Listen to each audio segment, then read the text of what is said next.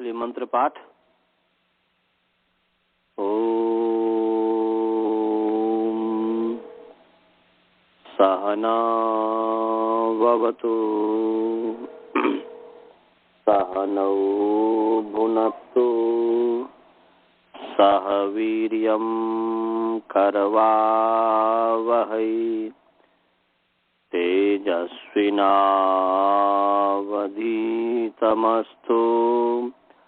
मा विद्विषावहै। येन धौता गिरः पुंसां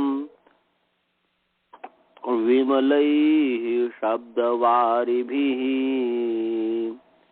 तमश्चाज्ञानजं भिन्नं तस्मै पाणिनये नमः। वाक्यकारं वरुरुचिं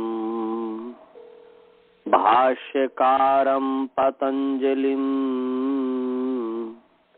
पाणिनि सूत्रकारं च प्रणतोऽस्मि मुनित्रयम्।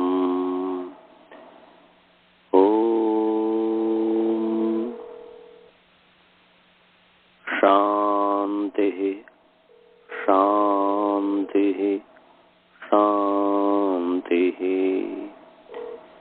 सभी का तत्वामृति पाठ में स्वागत है। भगवान की कृपा से, ईश्वर की कृपा से हम प्रारंभ कर रहे हैं। गुरुकुल में लग नहीं रहा है, पता नहीं, कभी कभी ये होता है। तो हम ऐसे पाठ शुरू कर रहे हैं, फिर गुरुकुल में हम इसको शायद दोबारा रिवीजन कर दें, वो एक अलग चीज है।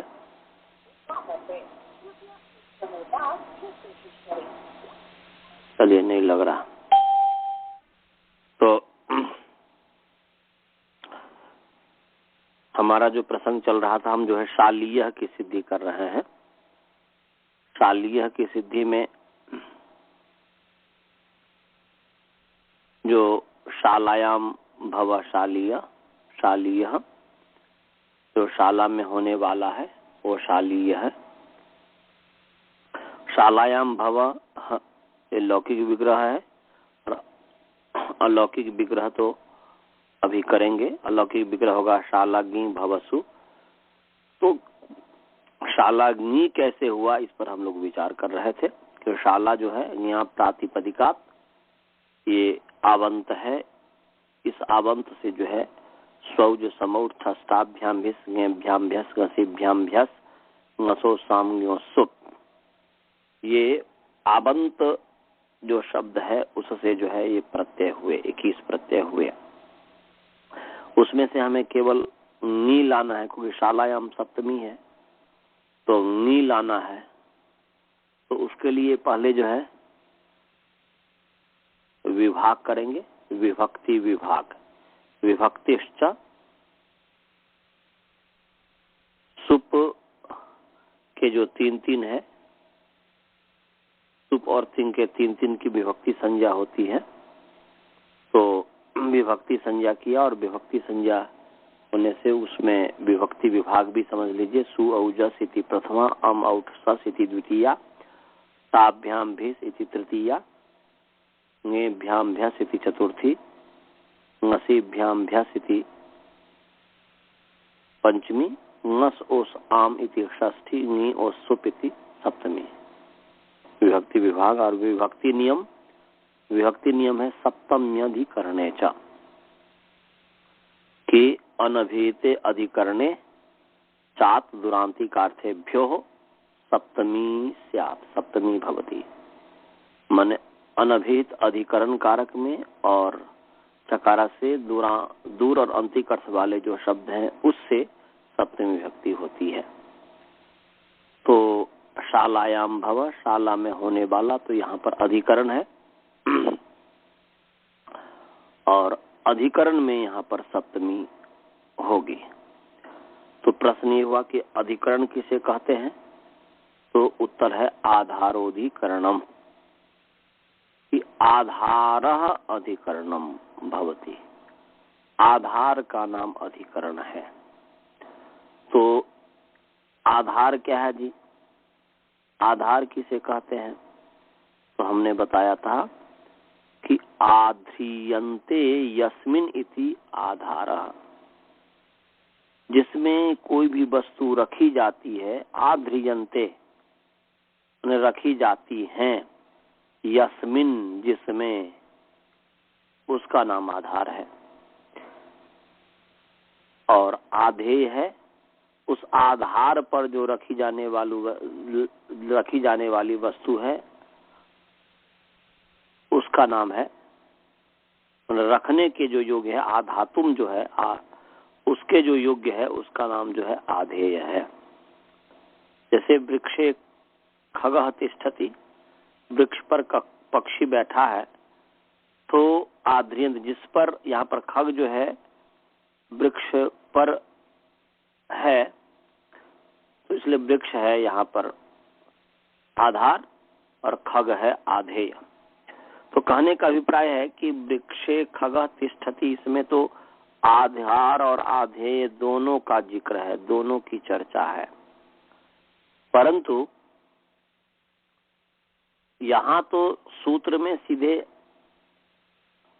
आधार की चर्चा है, आधेय की चर्चा नहीं है। कि आधारः अधिकरणम भवति, आधार का नाम अधिकरण है। तो जब आधेय है ही नहीं यहाँ पर, तो प्रश्न हुआ कि भाई किसका आधार? वो जो आधेय है, किस आधेय का आधार? आधार का नाम अधिकरण है, तो किस आधेय का आधार, किसका आधार? तो इसके लिए हमने बताया था कि जो कारके है इसका अधिकार चल रहा है, और कारके का अधिकार चलने के कारण, कारके का जो मतलब है कि क्रियाया जनकम कारकम, क्रियाया जनकत्वम कारकत्वम, क्रिया का जो जनकत्व है वही कारकत्व है। तो क्रियाया जनकत्वम जो कारके की व्याख्या है, तो कारके की जो व्याख्या क्रियाया जनकत्वम है, उसमें से क्रियाया आ गया। तो कारक प्रश्न हुआ किसका आधार भाई? तो प्रश्न हुआ, तो उत्तर हुआ कि यहाँ पर कारके आने के कारण यही पता चला कि क्रियाया आधार, क्रिया का जो आधार है उसका नाम अधिकरण। तो क्रियाया आधार अधिकरणम स्यात्, ये अर्थ हो गया। क्रियाया आधार अधिकरणम कारकम स्यात्, क्रिया का जो आधार है उसका नाम अधिकरण है। तो क्रिया का आधार, तो फिर हमने बताया था आपको कि भाई क्रिया का जो आधार है, तो क्रिया के तो दो अंश हैं, दो विभाग हैं। क्रियाएं दो प्रकार की होती है। एक जो क्रिया है जिसका नाम है व्यापार, दूसरी जो क्रिया है जिसका नाम है फल।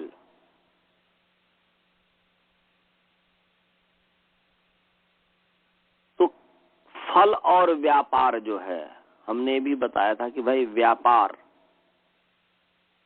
फल का जो जनक है वह व्यापार है, और व्यापार से जो जन्य है वह फल है।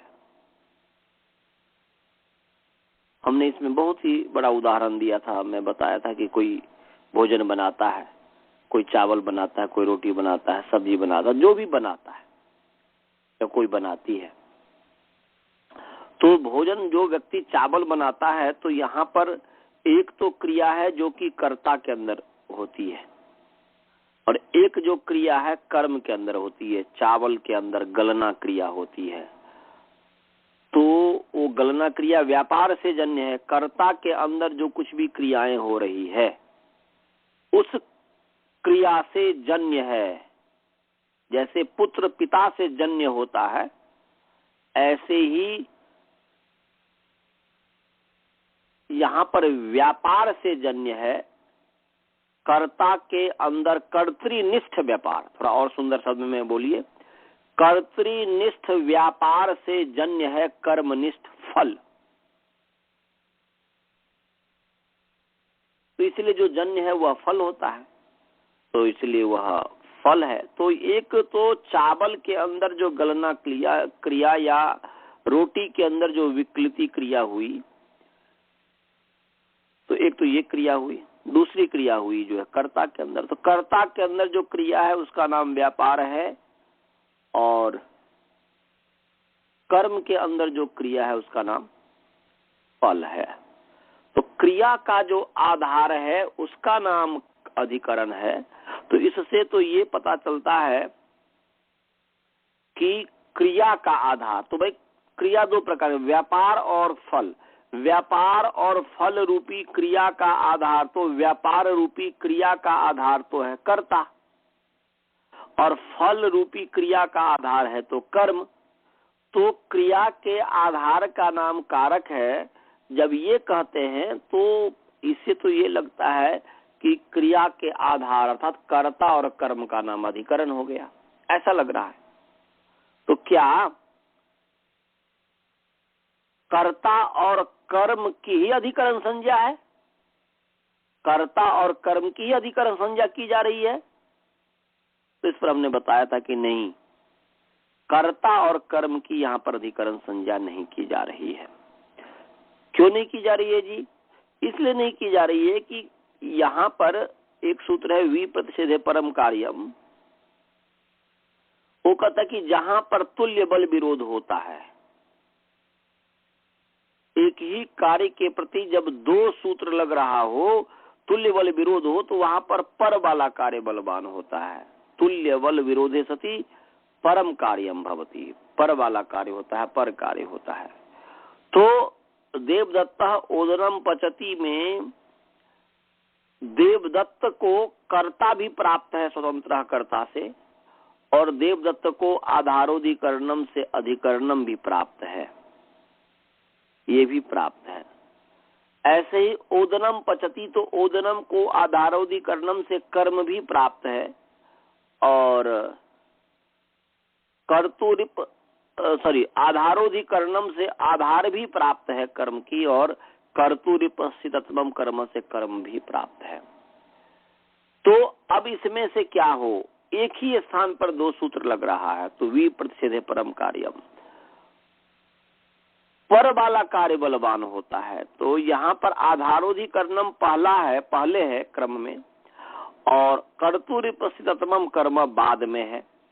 तो जब यहाँ पर ओ देवदत्ता ओदनम पचती में जो ओदनम है, उस ओदनम की कर्म संज्ञा भी हो रही है, अधिकरण संज्ञा भी हो रही है। तो अधिकरण संज्ञा जो क्रम से में पूर्व में है और कर्म संज्ञा बाद में है, कर्तुरिपस्थितत्वम कर्म, जब दोनों में तुल्य बल विरोध है तो कह रहा है कि पर वाला कार्य बलवान होता है, तो कर्म संज्ञा इसकी हो जाएगी, क्योंकि बाद में कर्तुरिपस्थितत्वम कर्म सूत्र है। तो जब बाद वाला हो गया तो पहले वाले को बाद दिया, पहले वाला होगा ही नहीं। ऐसे ही कर्ता में भी है, देवदत्त जो है तो देवदत्त की कर्तृ संज्ञा भी है, अधिकरण संज्ञा भी हो रही है। तो इसमें से कौन सा हो, तो कर्तृ संज्ञा होगी, क्योंकि जो है स्वतंत्र कर्ता बाद में है। तो इसीलिए क्रिया का जो आधार है उसका नाम अधिकरण है। तो यहाँ पर कर्ता और कर्म का नाम अधिकरण नहीं है। तो इसका मतलब क्या हुआ जी? यहाँ तक हमने बता दिया था, अब उससे आगे हमें बताना है, उसके आगे हमें समझाना है। तो वहां पर तो परत्व के कारण जो है अधिकरण को बांध लिया, तो इसका क्रिया का आधार का नाम अधिकरण है। इसका मतलब कि क्रिया का साक्षात, क्रिया का जो आधार जो है वह साक्षात नहीं लिया जाएगा। क्रिया का आधार साक्षात लेंगे तो क्रिया का साक्षात आधार तो कर्ता और कर्म है। क्रिया का साक्षात आधार तो कर्ता और कर्म है। तो क्रिया का साक्षात आधार न लेकर के परंपरा से लेना होगा, तभी संगति बैठ पाएगी, नहीं तो नहीं बैठ पाएगी। परंपरा से, ये परंपरा क्या है, इस चीज को समझिए। जैसे हम सभी पृथ्वी पर हैं, अब हम सभी पृथ्वी पर है, तो देखिए मैं तो अभी पढ़ा रहा हूं, तो मैं चारपाई पर बैठ करके पढ़ा रहा हूं, तो मैं चारपाई पर बैठ करके पढ़ा रहा हूं, तो हमारा संबंध है चारपाई से, चारपाई का संबंध है पृथ्वी से, पृथ्वी का संबंध है आपसे, तो इसलिए इसका मतलब कि हमारा संबंध हो गया आपसे परंपरा से। अब इसको इस रूप में नहीं समझ पाते हैं, तो इसको इस रूप में समझिए कि जैसे इलेक्ट्रिक है, इलेक्ट्रिक है, यदि आप अर्थिंग यदि नहीं है तो देखिए क्या होगा, कभी तार ऐसे खुला तार जब रह जाए, खुला जब तार रह जाए, तो उसका संबंध यदि कोई जो है पृथ्वी से सीधे पृथ्वी पर जाकर के ये हो गया, वह भीगा हुआ है, अब जो है पृथ्वी पर है और भीगा हुआ है, कोई भी कुचालक नहीं है चीज, तो उस तार का संबंध, खुला जो तार है, नंगा जो तार है, उसका संबंध हो गया पृथ्वी से, पानी से, और पानी का संबंध है पृथ्वी से, और पृथ्वी का संबंध हमारे साथ है, तो हमें करंट मार देगा। ये परंपरा से संबंध हुआ। साक्षात हमारा संबंध करंट जो है, क्या कहते हैं कि वह जो उस तार से नहीं है, नंगा तार से नहीं है, पर नंगे तार में जो बिजली है, विद्युत है, उस नंगे तार का संबंध पृथ्वी के साथ होने के कारण, उस जल के साथ होने के कारण, और हमारा संबंध जल के साथ हो जाता है, तो हम खाली पैर यदि हैं, कुचालक चीजों को नहीं पहने हुए हैं, तो फिर जो है हमें करंट मार देगा। तो जैसे उस समय परंपरा से संबंध होता है, संबंध हमारा अभी भी बिजली के साथ है, परंतु उसमें एक जो है करंट, यदि कुछ ऐसे चीज जो कुचालक है, जो कि हमारे शरीर तक वह विद्युत न पहुंचाए, तो तब तो ठीक है। यदि कुछ ऐसा कोई चीज पहन लिया है, कोई ऐसा चीज हो जिसके कारण फिर हमें करंट मार सकता है, तो परंपरा से संबंध। तो ऐसे ही यहाँ पर परंपरा से संबंध लेना है क्रिया का आधार।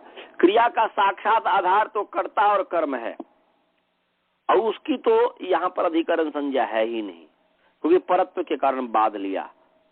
तो यहाँ पर भगवान पाणिनि जी तो आधारोधिकरणम कह तो रहे हैं, इसका मतलब इसमें कोई ना कोई है, तो वहां पर वो परंपरा से संबंध जोड़ना चाह रहे हैं। परंपरा से जो संबंध है, उस क्रिया का जो आधार है, उसका नाम अधिकरण है। इसका मतलब क्या हुआ जी? इसका मतलब हुआ कि कर्ता और कर्म के द्वारा जो क्रिया है, कर्ता और कर्म के द्वारा जो क्रिया की जा रही है, कर्ता और कर्म में जो क्रियाएं हो रही है, तो उस कर्ता और कर्म के द्वारा जो क्रिया, तो उस कर्ता और कर्म में रहने वाला, वो क्रिया का क्या चीज का है, कहाँ है? कर्ता और कर्म में रहने वाली है। तो कर्ता और कर्म के क्रिया का आधार जो कि कर्ता और कर्म में रहने वाली है, तो साक्षात न होने के कारण साक्षात नहीं हुआ।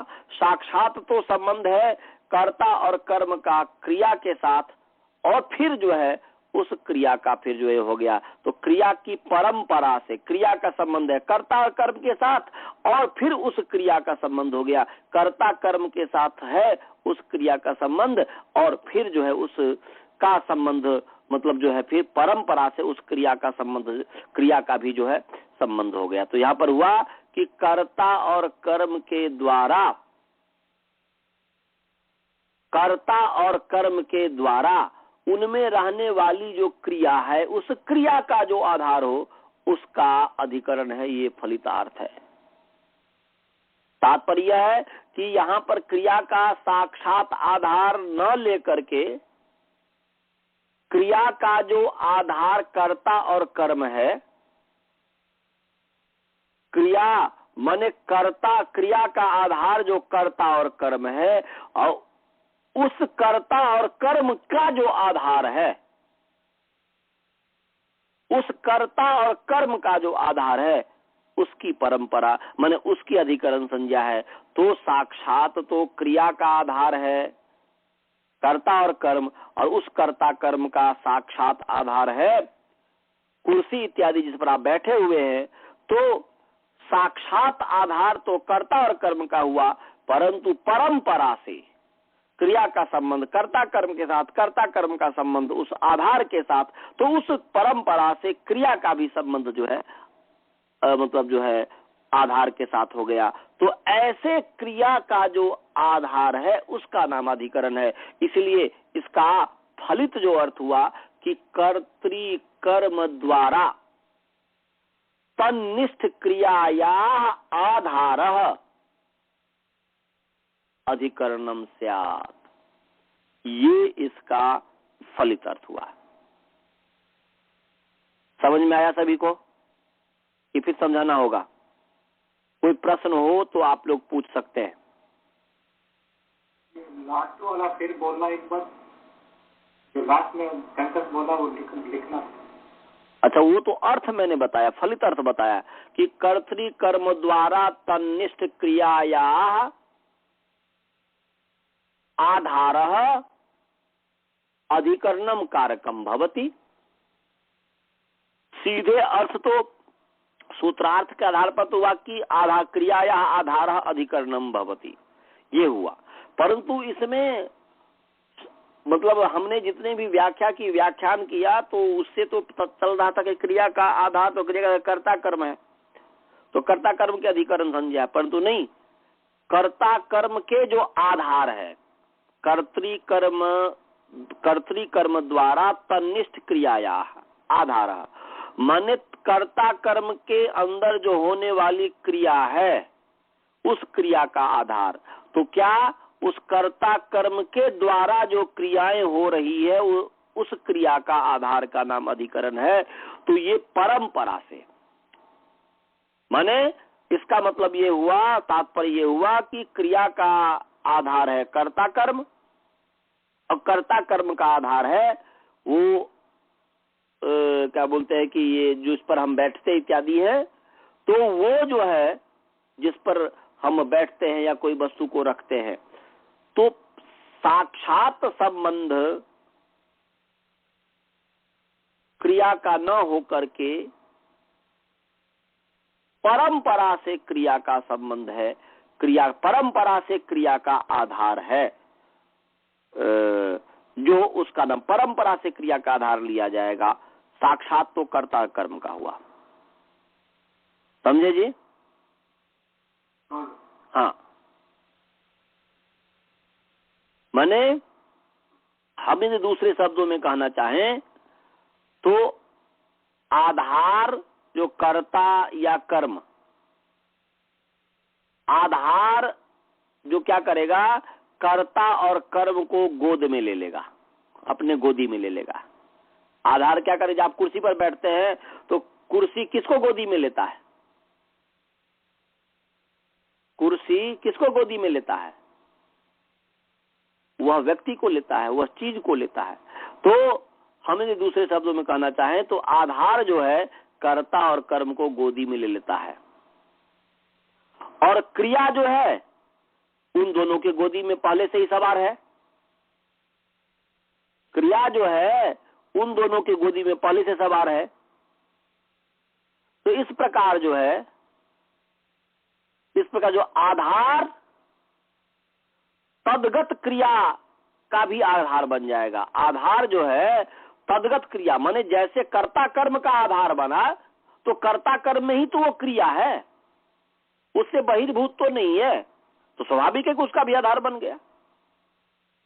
जैसे आप शर्ट पहने हुए हैं, आप शर्ट पहने हुए, आप कपड़े पहने हुए हैं, तो आप कपड़े पहने हुए हैं और आप कुर्सी पर बैठे हुए हैं, तो जैसे कुर्सी का आधार, कुर्सी आधार है आपका,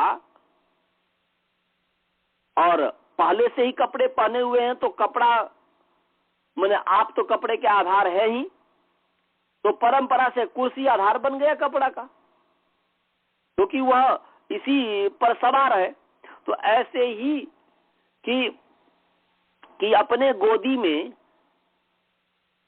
ये जो कर्ता आधार जो है, कर्ता कर्म के गोदी में तो क्या कहते हैं कि ये है, कर्ता कर्म के गोदी में फल और व्यापार है, और कर्ता कर्म उस आधार के गोदी में है। तो परंपरा से क्रिया का भी वह आधार बन गया, और उस क्रिया के आधार का नाम अधिकरण है। समझ गए जी? इसीलिए वाक्य पदीयम में भर्तृहरि जी कहते हैं कि अधिकरण किसे कहते हैं, तो वाक्य पदीय में कहा है कि कर्तृ कर्म व्यवहिताम असाक्षात धारयत क्रियाम उपकुर्वत क्रिया सिद्धौ शास्त्रे अधिकरणम स्मृतम। बोलते शास्त्र में अधिकरण किसको कहते हैं, तो बोलते हैं कर्ता और कर्म के द्वारा, या कर्ता और कर्म के द्वारा, कर्ता कर्म व्यभिताम क्रियाम, और साक्षात, साक्षात रूप से नहीं, कर्ता कर्म के द्वारा जो व्यवहित क्रिया है, और साक्षात, साक्षात नहीं परंपरा, तो कर्ता कर्म के द्वारा क्रिया को जो परंपरा से धारण करने वाले हैं, और उपकुर्वत क्रिया सिद्ध, और क्रिया के सिद्धि में जो उपकार करने वाले हैं, उसको अधिकरण कहते हैं।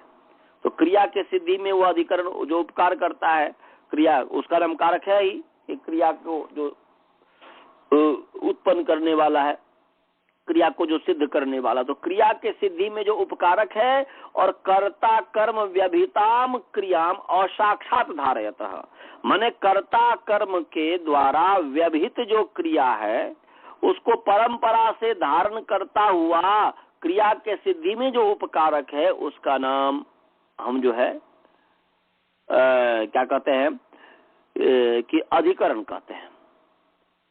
जैसे कि कटे आस्ते, चटाई पर बैठता है, तो यहां कटे आस्ते जो है, यहां पर बैठना क्रिया है, और बैठना क्रिया का आधार जो है, उसका जो है बैठना क्रिया का जो आधार है करता है। माने यहां पर बैठना क्रिया, आसन जो बैठना क्रिया है, उस बैठना क्रिया का जो आधार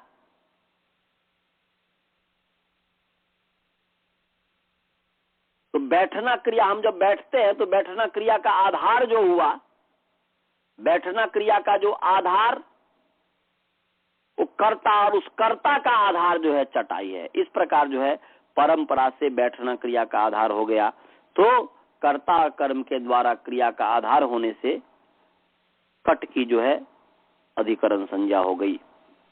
तो यहाँ पर वाक्यपदयम में भी वही बात कही गई है, क्योंकि आधारोधिकरणम में तो वाक्यपदयम तो मानो कि स्वतंत्र महाभाष्य की स्वतंत्र व्याख्या है, व्याकरण की स्वतंत्र व्याख्या है। जैसे महाभाष्य है, ऐसे ही एक अष्टाध्यायी के ऊपर स्वतंत्र ही एक ग्रंथ है वाक्यपदयम, बहुत ही अच्छा ग्रंथ है, भर्तृहरि ने लिखा है। तो यहाँ पर इस रूप में समझाया गया कि क्रिया का जो आधार है, प्रथमा वृत्ति में हम जो आपको प्रथमा वृत्ति जो है उसको भी थोड़ा समझ लेना जरूरी है। प्रथमा वृत्ति में थोड़ा दूसरे तरीके से समझाया है, उसको भी समझ लीजिए। यदि आप होगा तो आप देख लीजिएगा प्रथमा वृत्ति, नहीं तो मैं आपको समझा देता हूँ। ये तो मैं आपको समझाया इस तरीके से। अब दूसरे तरीके से जो, क्योंकि इस तरीके से समझाया, इस तरीके से समझने से आप सिद्धांत कौमुदी, लघु सिद्धांत कौमुदी, मध्य सिद्धांत कौमुदी इत्यादि सबको समझ सकते हैं, समझ जाएंगे। परंतु प्रथमा वृत्ति में जो समझाया है उसको भी आप जो है समझ लीजिए। वहां पर वहां पर जो है थोड़ा सा भेद है वही, कहा तो वही रहा है, उसी चीज को कहा जा रहा है, कोई दूसरी चीज को नहीं कहा जा रहा है। यहाँ पर जो है क्या कह रहे हैं, वहां तक तो हमने बता दिया कि कर्तृकर्मणो हो, तो बोल रहे हैं कि कर्तृकर्मणो क्रियाश्रय भूतयो धारण क्रियाम प्रति यह आधार। ये क्रिया का आधार तो मान रहे हैं, क्रिया का जो आधार है, तो कौन सी क्रिया का आधार, कौन से क्रिया का आधार?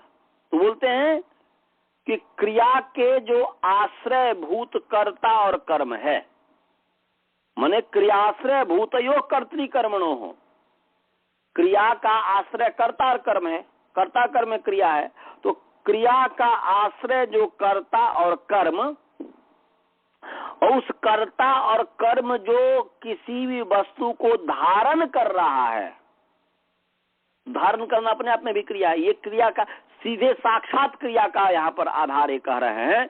परंतु किस रूप में कह रहे हैं, यहाँ पर हमने आपको जो समझाया सिद्धांत कौमुदी और लघु सिद्धांत इत्यादि कौमुदी के आधार पर, वो जो परंपरा से की बात कही, और यहाँ पर ये आधार को क्रिया के आधार का नाम अधिकरण कहते हैं, परंतु साक्षात क्रिया का आधार, परंतु किस क्रिया का आधार, तो ये कह रहे हैं कि कर्ता और कर्म, माने क्रिया का जो आश्रय, व्यापार और फल रूपी क्रिया का आश्रय जो कर्ता और कर्म, और उस कर्ता और कर्म का जो धारण क्रिया है, किसी भी चीज को जो एडॉप्ट करता है, एक्सेप्ट करता है, जो धारण करता है, उस धारण क्रिया के प्रति जो आधार है उसका नाम अधिकरण है।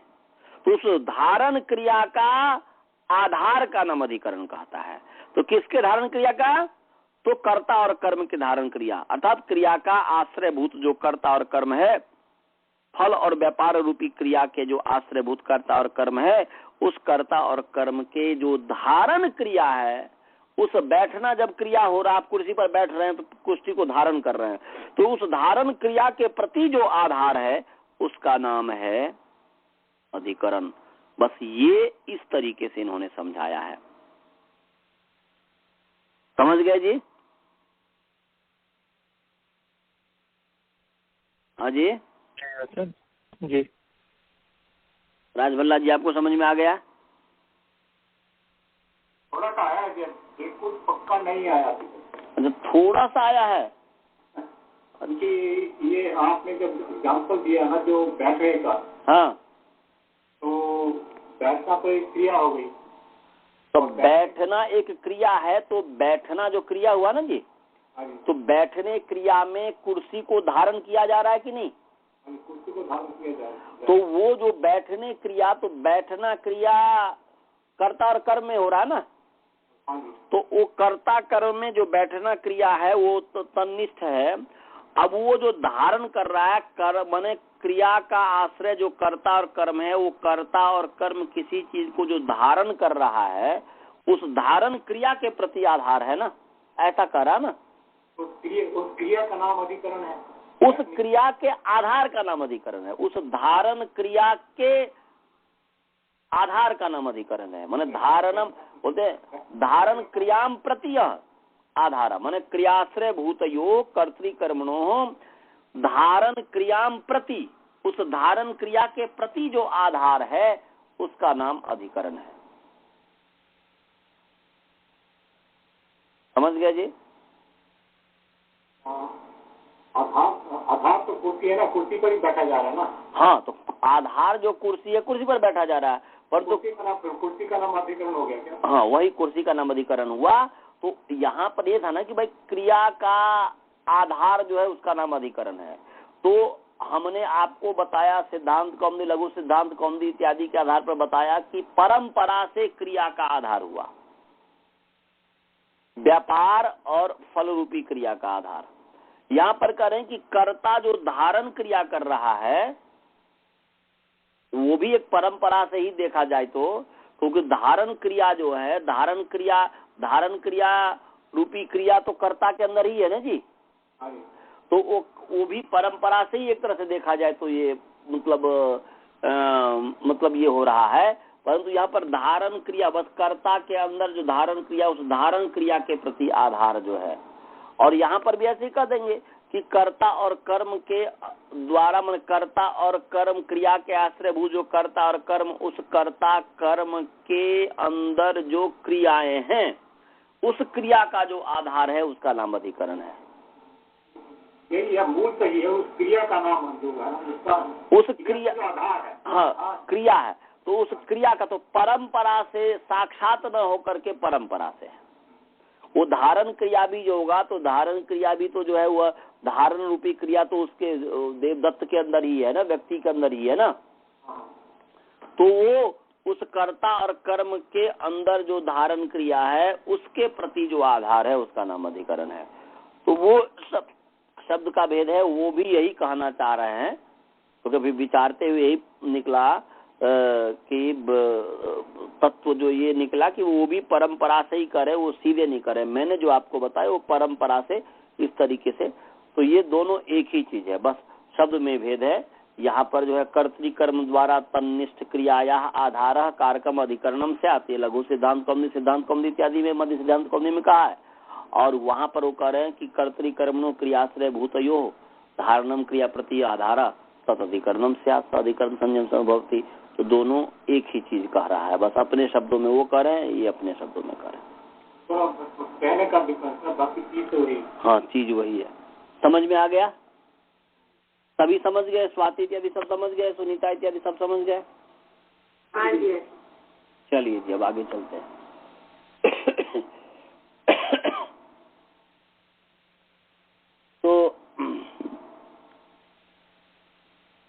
तो यहाँ पर अधिकरण हमें पता चल गया कि शाला अधिकरण है। अब जो है विभक्ति नियम हो गया था, अब जो है वचन विभाग और वचन नियम। तो वचन विभाग क्या हो जाएगा जी? वचन विभाग हो जाएगा सुपह, सुपह त्रीणि त्रीणि एक वचन द्विवचन बहुवचन संज्ञानि भवन्ति। इसकी हमने व्याख्या कर दी है कि सुप के तीन तीन की एक वचन द्विवचन बहुवचन संज्ञा होती है और बहुवचन, ये नियम विभक्ति वचन विभाग हुआ। वचन नियम हो गया द्वे कर द्विवचन एक वचने बहुषु बहुवचनम। तो यहाँ पर द्वितीय विभक्ति द्विवचनम, एकत्व विभक्ति एक वचनम, बहुत्व विभक्ति बहुवचनम भवति। तो यहाँ पर एकत्व की विवक्षा है शालाया। तो इसीलिए शाला नी ये स्थिति हो गई। समझ गए जी? शाला नी ये हो गया। अब जो है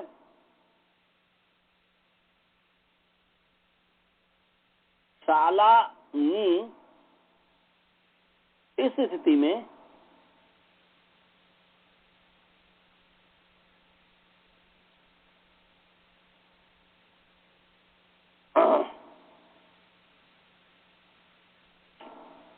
अब आगे करेंगे कि शालायाम भवशालीय है। तो इस शालाग्नि से वो जो है इसकी फिर शालाग्नि की जो है आप जो है प्रातिपदिक संज्ञा तो कर नहीं सकते, क्योंकि अर्थवद धातु और प्रत्यय प्रातिपदिकम। तो ये कहा कि जो अधातु अप्रत्यय प्रातिपदिकम माने धातु भिन्न प्रत्यय भिन्न प्रत्यांत भिन्न जो शब्द है उसका नाम जो है प्रातिपदिक है। तो यहाँ पर तो शालाग्नि प्रत्यांत है, तो शालाग्नि प्रत्यांत होने के कारण जो है इसकी जो है प्रातिपदिक संज्ञा नहीं हो सकती। और फिर जो कहा कि कृत तदित समासाश्च, कृदंत तदितांत और समास की जो है प्रातिपदिक संज्ञा होती है। तो शालाग्नि न कृदंत है, शालाग्नि न तदितांत है और शालाग्नि न समास है। तो इसकी प्रातिपदिक संज्ञा नहीं हो सकती है। अब शालांगी जो है, इसी स्थिति में शालांगी जो है, इसी स्थिति में क्या करेंगे, तद्धित प्रत्यय लाएंगे, तद्धित प्रत्यय लाएंगे। परंतु उस तद्धित प्रत्यय लाने से पहले तक, क्योंकि तद्धिता का अधिकार है, तो तद्धित प्रत्यय जो लाएंगे तो उसके लिए उससे पहले आपको जो है समर्था नाम प्रथमाद्वा, इस चीज को समझना होगा। समर्था नाम प्रथमाद्वा, तो आप जो है समर्था नाम प्रथमाद्वा इसको निकाल लीजिए। ये जो है 4-1-42 नंबर सूत्र है, सॉरी 82 नंबर सूत्र है। 4-1-82 नंबर सूत्र है, इसको निकालिए। वैसे शालागी से 6 आएगा, वृद्धा 6 प्रत्यय आएगा, परंतु 6 किसके अधिकार में आता है, वो सब पूरा एक नया ही प्रकरण चालू हो गया, तो वो सब हमें समझाना पड़ेगा, तो हम पूरा क्रम से समझा देते हैं। आप जो है निकाल लीजिए, 4-1-82 नंबर सूत्र निकाल लीजिए।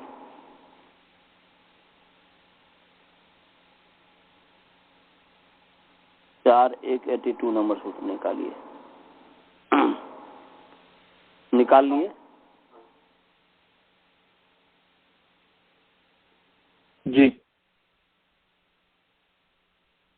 तो समर्था नाम प्रथमाद्वा,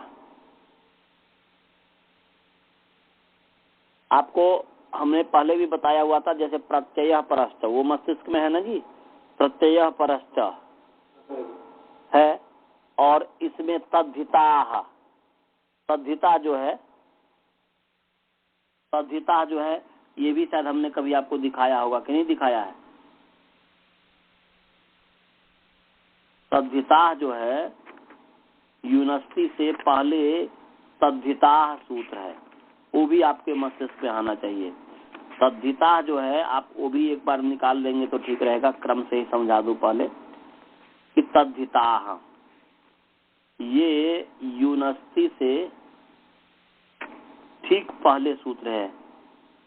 तद्धिता निकालिए, कितने नंबर सूत्र है देखिए। 76 है, वेरी नाइस। तो 76 है तद्धिता। ये अधिकार सूत्र है और संज्ञा सूत्र है। क्या बताया जी? दोनों सूत्र है। अधिकार सूत्र होने के कारण ये लाभ हुआ कि तद्धिता का अधिकार ये पूरे पंचम अध्याय के समाप्ति पर्यंत तक जाएगा। आ पंचम अध्याय परिसमाप्ते इतोग्रे वक्ष्यमाणाः मने अस्य अधिकारः आ पंचम अध्याय परिसमाप्ते भवति। ये अधिकार सूत्र है और इसका जो अधिकार है पंचम अध्याय के समाप्ति तक है। 160 निष्प्रभा निश्चय 5-4-160 तक है, समझ गए। और संज्ञा सूत्र होने के कारण ये हुआ कि इससे आगे जो भी प्रत्यय यूनस्ती पहला प्रत्यय है ती प्रत्यय, और युवती जिससे बनता है, और अंतिम प्रत्यय उरह प्रवृत्तिभ्य कप निष्प्रभा निश्चय के ऊपर ही कुछ ऊपर होंगे, 5-10 सूत्र ऊपर होंगे, उरह प्रवृत्तिभ्य कप, तो कप तक, तो ती से कप तक जितने भी प्रत्यय हैं सबका नाम तद्धित है। सबका नाम क्या है जी? तद्धित है। इसीलिए मतलब ये इस चीज को समझना है। तद्धित अन्वय संज्ञा तस्मै हिता हितमिति तद्धितम जो है, या तस्मै ही हितः इति तद्धितः ते तद्धिता, ये अन्वय संज्ञा है। आपको बात में समझाएंगे कैसे अन्वय संज्ञा है। 1-2 शब्द की सिद्धि होने दीजिए, फिर आपको समझा देंगे। तो ये तद्धिता अधिकार सूत्र भी है और तद्धिता ये संज्ञा सूत्र भी है। ये समझ में आ गया सबको? जब हो जाएगा तो बोलेंगे कि आ गया, तो हम समझे कि भाई हमें समझ में आ गया कि हाँ आप लोग को समझ में आ गया। तो सभी को समझ में आ गया जी। हाँ तो तद्धिता। अब उसके आगे तो प्रत्यय परस्त तद्धिता, ये तीन है। अब आगे है समर्था नाम प्रथमाद्वा। समर्था नाम प्रथमाद्वा, ये भी अधिकार सूत्र है। और इसका अधिकार जो है, इसका जो अधिकार है कि प्राग दिशो विभक्ति तक इसका अधिकार है। प्राग दिशो विभक्ति जो है 5-3 पहला नंबर सूत्र है, तो यहां तक इसका अधिकार है। इस चीज को समझना है। तो इसका अर्थ हो गया कि इतो ग्रे वक्ष्यमाणः तद्धिताः प्रत्ययाः, इतो ग्रे वक्ष्यमाणः तद्धिताः प्रत्ययाः समर्था नाम। यहाँ पर जो समर्था नाम पदच्छेद हम जब करते हैं तो समर्था नाम अकारांत पुंलिंग समर्थ शब्द षष्ठी विभक्ति बहुवचन है, और प्रथमात जो है अकारांत पुंलिंग प्रथम शब्द पंचमी विभक्ति एक वचन है। पदच्छेद समझ गए सभी? समर्था नाम अकारांत पुंलिंग समर्थ षष्ठी विभक्ति बहुवचन है, और प्रथमात अकारांत पुंलिंग प्रथम पंचमी विभक्ति एक वचन है। समर्था नाम में जो षष्ठी है वह निर्धारण षष्ठी है। समर्था नाम में जो षष्ठी है, कौन सी षष्ठी है जी? निर्धारण षष्ठी है। और निर्धारण किसका नाम है, ये शायद हमने आपको नहीं बताया है ना? नहीं। तो आप सीख लीजिए निर्धारण किसे कहते हैं। निर्धारण है, लिखिए, जाति गुण क्रियाभिः, जाति गुण क्रियाभिः समुदायात् एक देशस्य पृथक्करणं निर्धारणम्। जाति गुण क्रियाभिः समुदायात् एक देशस्य पृथक्करणं निर्धारणम्। समझ गए जी? लिख लिया? ठीक। क्या लिखा बोलिए?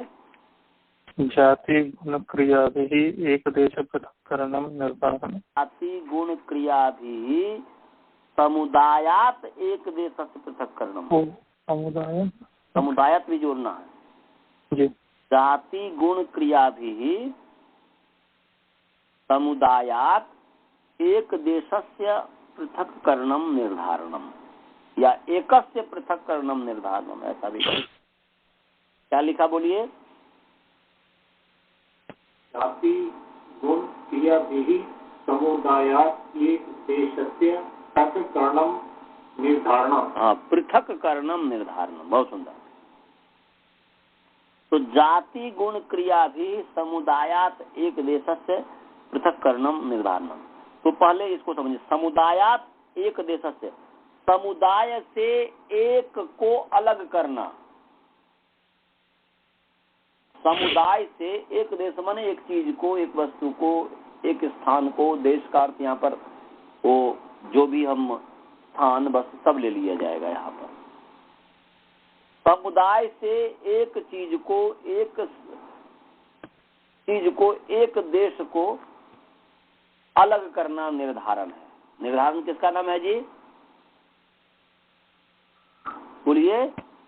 समुदाय से एक को अलग करना, एक देश को अलग करना, एक समूह इत्यादि को, बड़े समुदाय से छोटे समुदाय को, समूह को अलग करना, ये सब निर्धारण है। तो समुदाय से एक देश को पृथक करना निर्धारण है। जैसे कि हमने कहा कि मनुष्यों में क्षत्रिय अधिक बलवान है। मनुष्यों में क्षत्रिय सबसे अधिक बलवान है।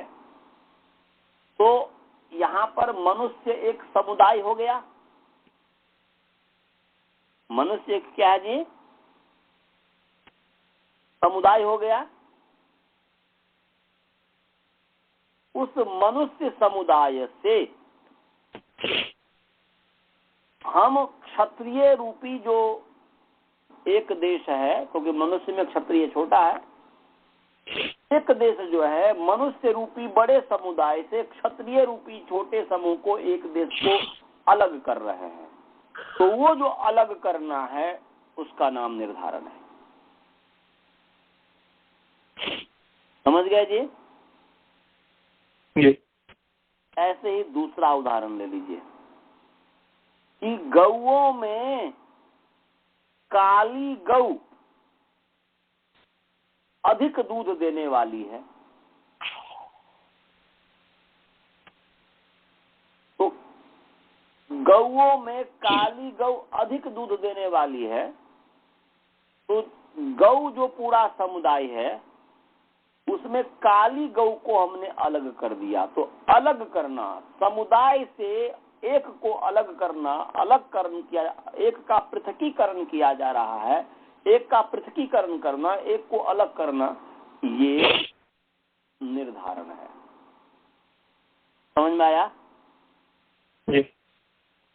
और तीसरा एक और उदाहरण ले लीजिए कि दौड़ने वालों में, मार्ग में चलने वालों में जो दौड़ने वाला है सबसे अधिक जल्दी गति करने वाला है।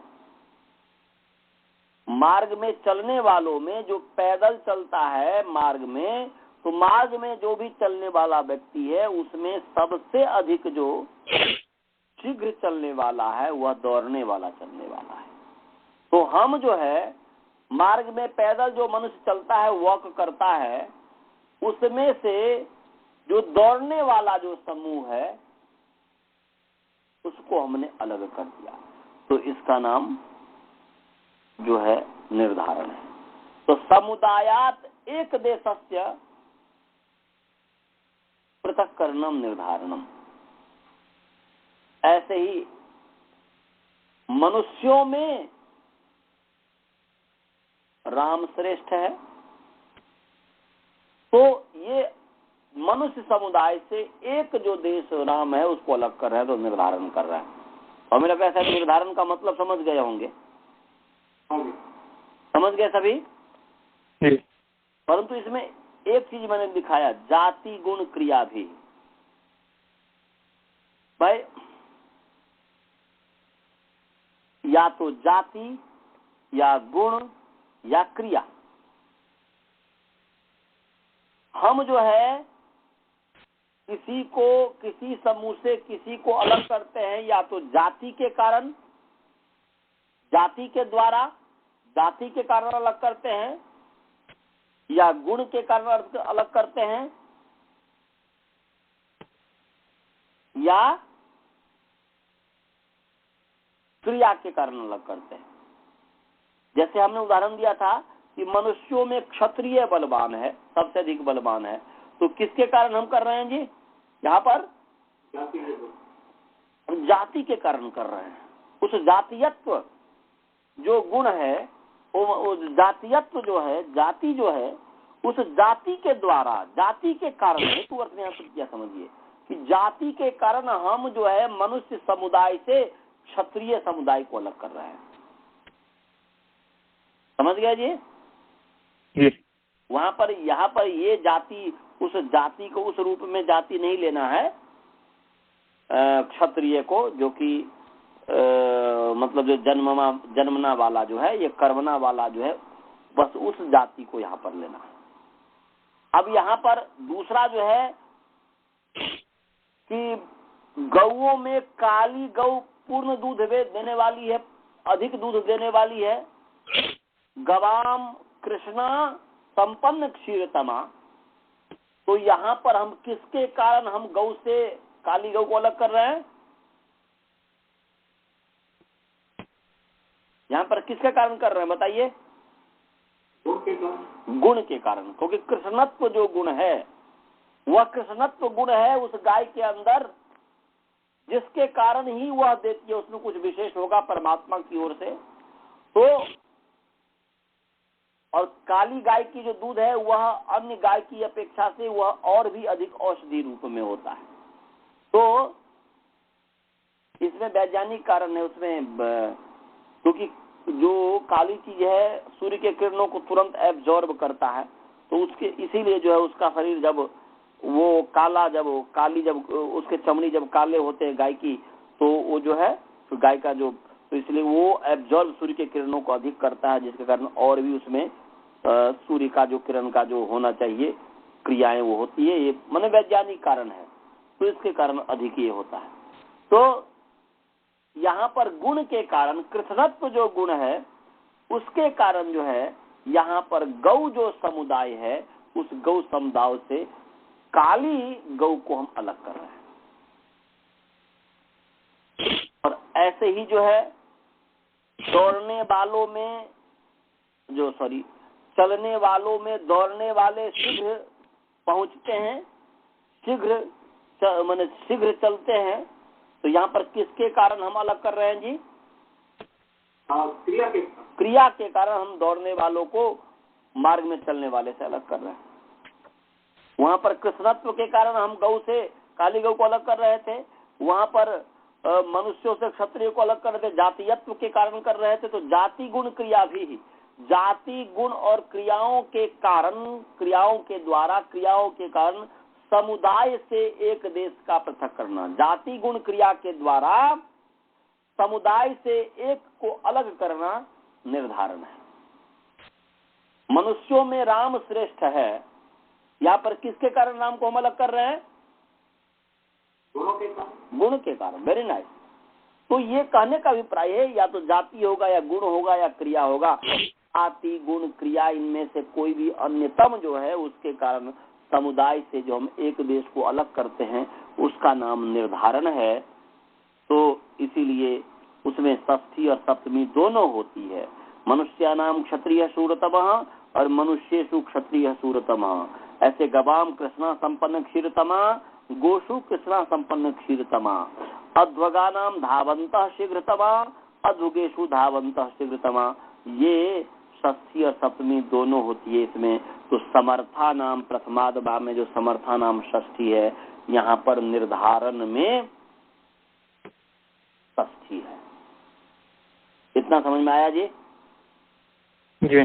कि निर्धारण में षष्ठी है, इसलिए अर्थ हो जाएगा समर्थों में से, ऐसा अर्थ हो जाएगा। गौओं में, मनुष्यों में से क्षत्रिय अधिक बलवान होता है, सबसे अधिक शूर होता है। तो मनुष्यों में से, मनुष्यों में, ऐसे समर्थानाम समर्थों में बहुत सारे समर्थ हैं, उन समर्थों में से प्रथम समर्थ से, ऐसा अर्थ हो जाता है। तो अब समय हो गया है, इस पर जो है हम फिर अब कल इस पर हम विचार करेंगे। और आज हमारा गुरुकुल का विद्यार्थी नहीं जुड़ पाया था, तो कल वो जुड़ता है तो फिर हम पीछे वाले को समझाते हुए फिर आगे चलेंगे, तो उनको भी साथ में लेकर के चलना है, उनको पीछे नहीं छोड़ना है। तो फिर हमारा भी थोड़ा रिवीजन हो जाएगा। हाँ जी, तो ठीक है। क्योंकि जितना बार ये सुनेंगे, जितना बार ये करेंगे, उतनी बार जो है अच्छा ये होगा। कोई प्रश्न हो तो पूछिए, नहीं तो मंत्र पाठ करते हैं। मंत्र पाठ चलिए। ओम पूर्णमदः पूर्णमिदं पूर्णात् पूर्णमुदच्यते पूर्णस्य पूर्णमादाय पूर्णमेवावशिष्यते। ओम शांति शांति शांति। चलिए। नमस्ते। हाँ जी।